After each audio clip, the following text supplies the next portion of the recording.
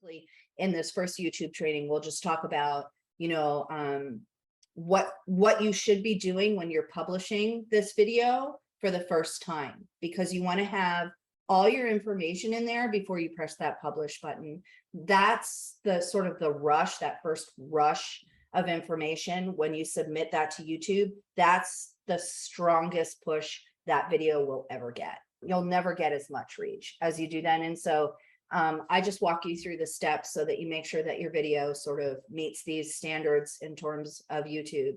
And then we're going to talk about, as sort of an add-on to this, how you can use YouTube to rank your videos, because YouTube is an extremely powerful platform.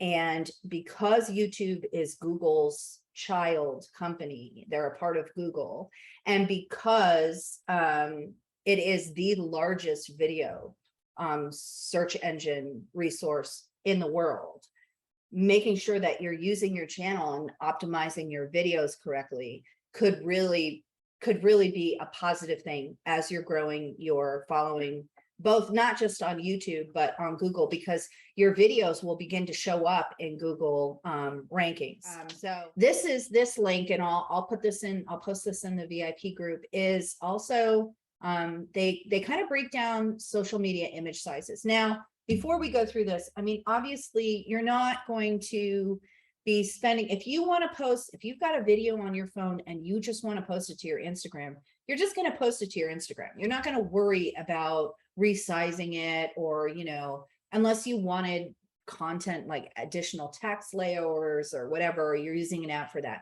That's sort of not what I'm talking about. This is sort of like if you're planning a social media campaign, and you have time to create these images, or you're creating templates for yourself in Canva that you use week after week after week, then this kind of gives you an idea of what sizes they're looking for. And also it breaks it down so that you can see what shows up on what device, because quite often what happens is, when you're looking at a mobile view of your, let's say your cover photo, as opposed to a desktop view, the sizes are different. And this is true for YouTube as well. Like YouTube, you've got this long banner, right? It's quite wide, but it's not tall.